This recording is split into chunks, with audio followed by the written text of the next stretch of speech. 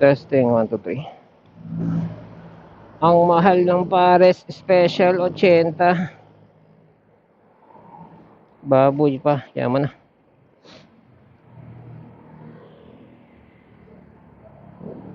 Try natin si teacher. Time check 12:32.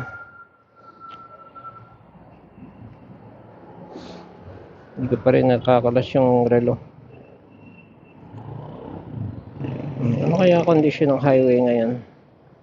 12:32. Siyempre doon tayo sa ano, sa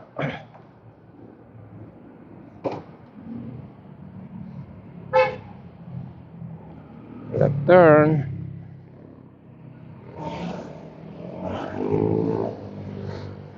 Sayang yun ah.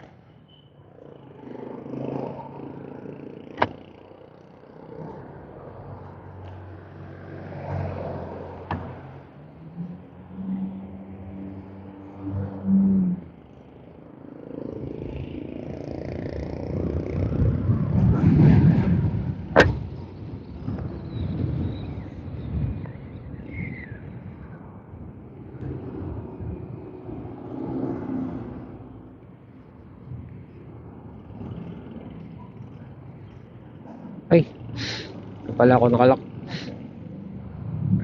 Sabi tayo lock natin.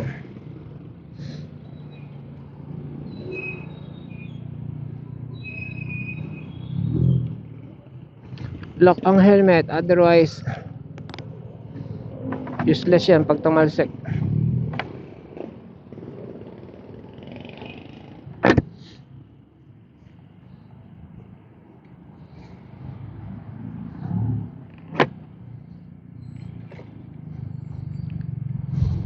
Ito yung pangarap kong kotse. At least yan yung kakasya sa amin. Ideally.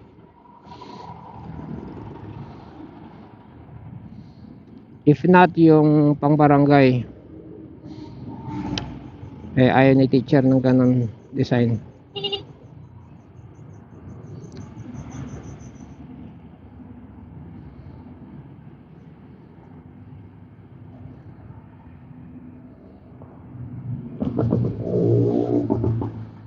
Lapad kasi yung mga sasakyan ngayon.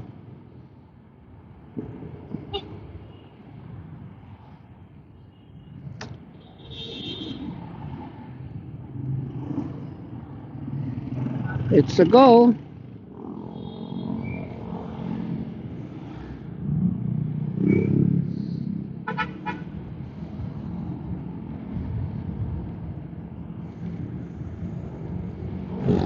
Bilis naman.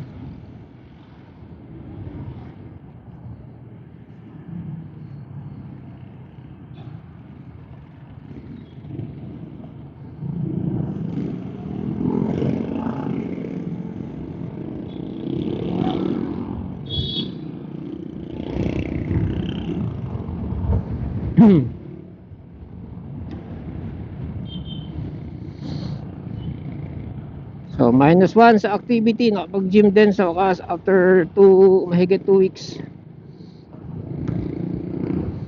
Gano'n kahaba ba yung workout ko? Nagatid ako 9 o'clock. It's 12 o'clock na. So 3 hours more or less.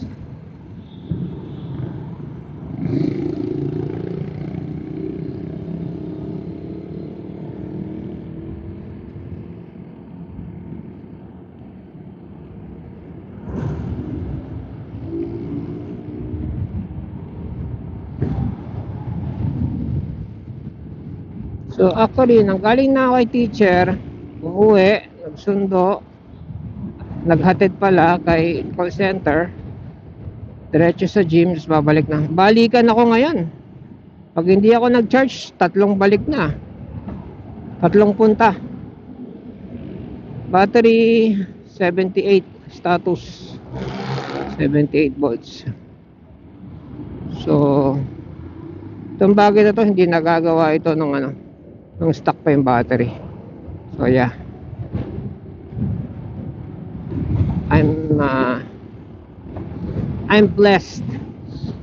Loan yan, loan yung battery, inutang ko. 40 payments of 3,200.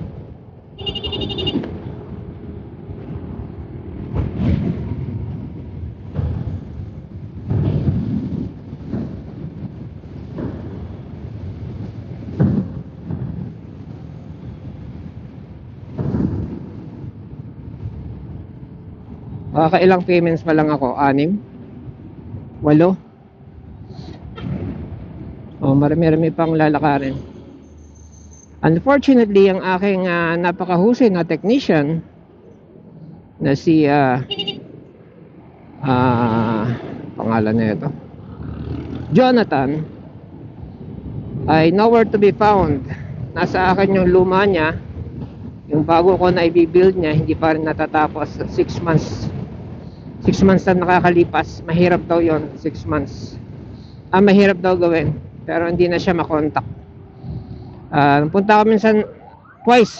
Ilang beses nang punta sa bahay niya. Punta na sa bahay niya, hindi lumalabas. So, parang ganun eh. Sa chat di sumasagot, sa call di sumasagot. So, what do you call that? Tapos, may mga utang siya sa akin. Utang niya is yung sa battery, yung sa hub na 3,000 watts power save. Utang niya yun kasi hindi niya nagawa, dinala niya, hindi pa niya nagagawa. Supposedly babalik niya sa akin yun. So, di ba? What do you call that?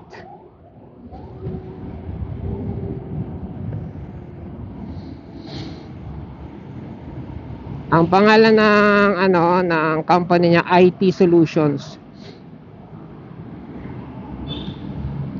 Tapos yung profile, bata na naka-helmet. Yun ang yun ang mga, although hindi ako nagja-judge sa mga ganun ng profile, pero pag yung mga company profile tapos o personal profile, tapos hindi yung muka, either nakatalikod o aso o anak na naka-helmet, ganyan, medyo yan, ingat-ingat dyan.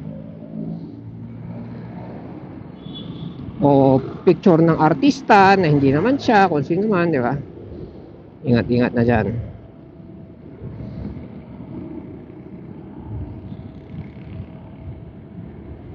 Marami na siya nagawa dito. Bigla lang siyang tumigil talaga. Ano tawag doon sa scamming? May tawag doon eh. Long haul. Yung iba, mga 6 months sinatrabaho, hindi naman ako ganun kalaki na So bagay, battery, malaki yun second hand na battery, nilagay niya sa malay natin kung gaano nakaluma to. Plus yung hub ko, yung 3k watts ko nasa kanya pa. What do you call that?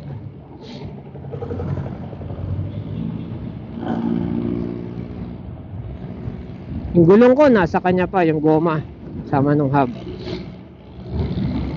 What do you call that?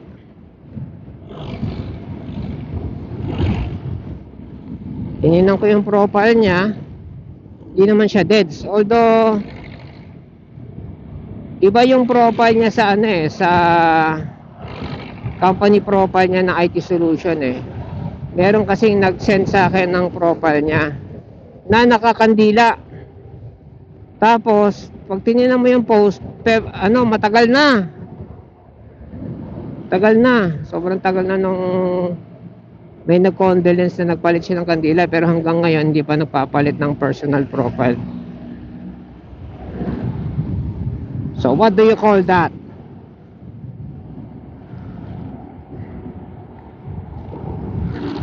Nakapunta na ako sa bahay niya, nakapunta na siya sa amin. Nasa bahay, pag ako napupunta sa kanila, ako nagpapamerienda, pizza, ganyan, kung ano man. Tapos iwan ko na yung, hindi naman namin maubos yun, dalawang pizza. Iwan ko na sa kanya yon, yung pinabili ko, mga buy one take one lang naman, mga Angels pizza. Angels na hindi yung Angels sa ordinarya. Kano rin yan. Tapos ganun din sa bahay, siyempre siya yung technician, ako yung papakain sa kanya kung ano mang pagkain. Sa bahay mahirap kasi walang delivery sa bahay. Pero hindi ko pa rin siya ginugutom pag gumagawa siya sa bahay.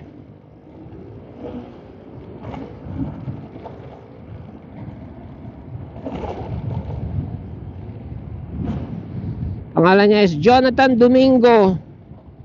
Nalaman ko yung full name niya nung nagpa-Gcash siya sa akin. Gcash ko ng cash yung yung battery. Pinabayaran niya ng cash. Kasi nga yung buong battery na second hand na sa akin na kanya. Sabi ko kasi akin na yung battery mo para may magamit na ako. Sabi kong ganon. Kasi nga medyo nadidelay na ng husto yung battery ko na i-build niya. That was February this year. So nagpalit kami pero nabayaran ko na ng buo. Sabi ko yan pagtatapos yung build sa akin, parang goodwill ba, sabihin niya itakbo ko yung battery niya pag na-build niya sa akin, iswap na natin. Actually sa kanya rin nanggaling pala yung idea na yun. Sige, gamitin mo muna to, pero bayaran mo na ako ng buo kasi maraming gagastusin dito sa battery mo. Mga BMS, mga casing na stainless, yung GPS, ganyan. Tapos yung stickwell yung pang waterproofing, yung fiberglass para tagos yung Bluetooth, yung Bluetooth device, ganyan. I think yung Bluetooth nasa BMS tama, nasa BMS yung Bluetooth.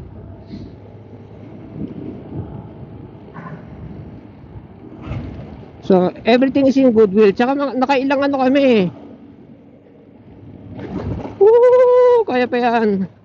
Nakailang kita kami, nakailang repairs siya sa akin. Yung ko, siya gumawa itong stand ko niya to, custom pa niya to.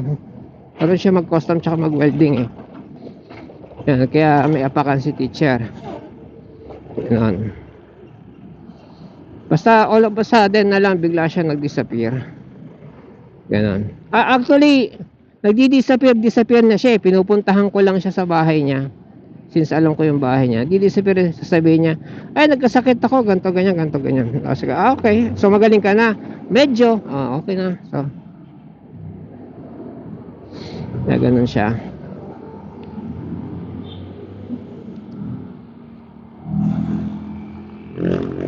Pero yun yung huling kita namin na sabi niya nagkasakit ako, pero pinuntahan ko, tapos natuloy siyang gumawa. Tapos yun na yun. Yung matagal na hindi nagpapakita, this time hindi na siya sumasagot. Actually noon pa hindi na siya sumasagot, kaya ako pinuntahan sa bahay. Nabutan ko, sabi niya, ay oo nga pala, mga ganto. Pero this time pinupuntahan ko siya sa bahay niya, hindi na siya sumasagot. Hindi na siya lumalabas sa text, sa chat, sa call, lahat ng means of communication. Actually yung phone number niya, hindi niya yung binigay nakuha ko lang phone number niya dahil sa Gcash. Sa Gcash ko inabot yung bayad. Yan.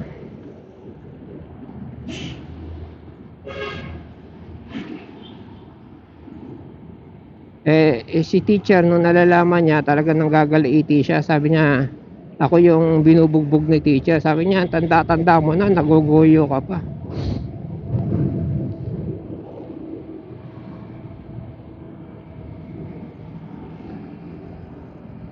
Sa akin naman, hindi mo malalaman na nagoyo ka hanggat hindi ka ginoyo.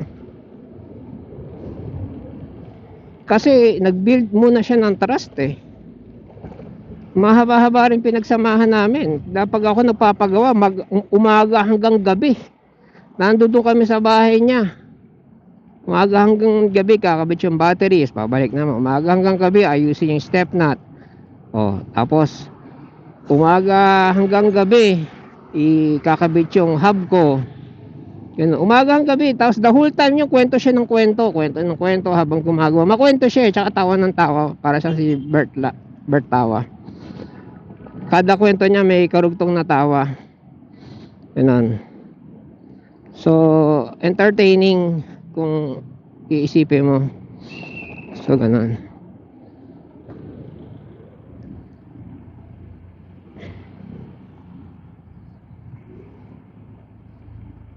So, mahaba yung pinagsamahan namin.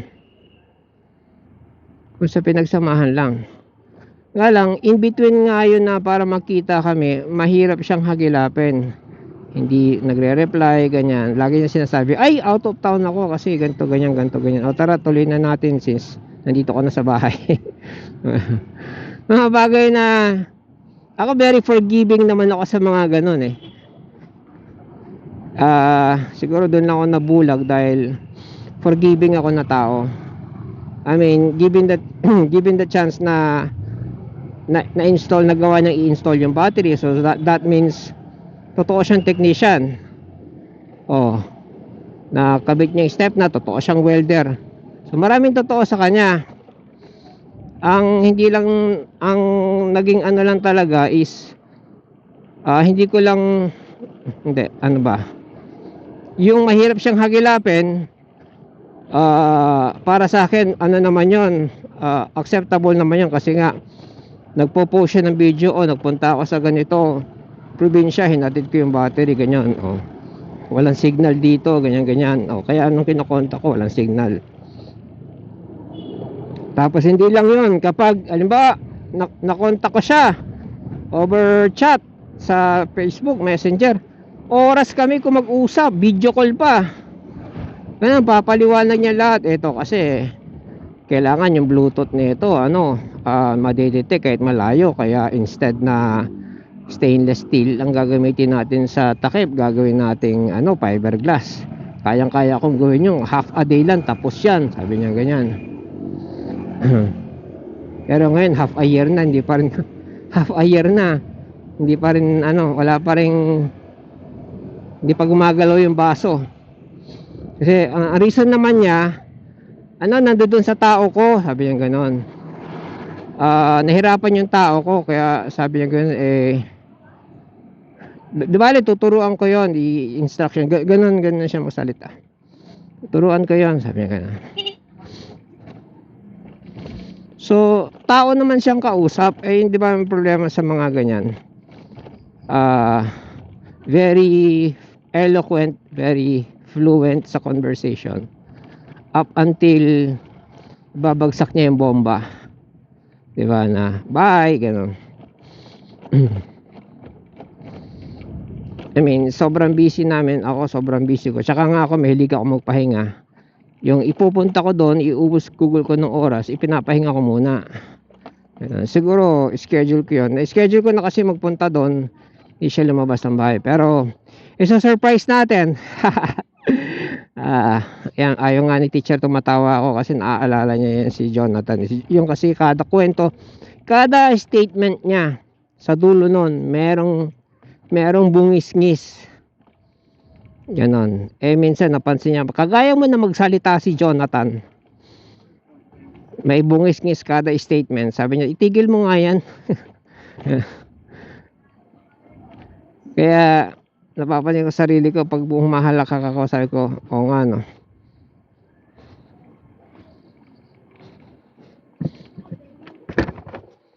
Kaya ayun, schedule ko na lang, tingnan natin, i-video natin nung sa bahay nila.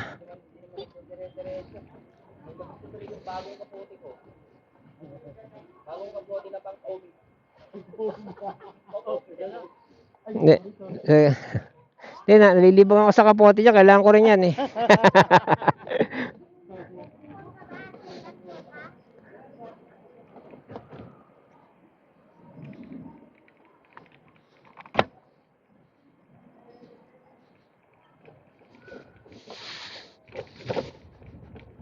Tapos, ay, may klase pa rin. Basta pa. Klase pa ba? Andito na lang mga teacher, okay. Alak, may klase pa.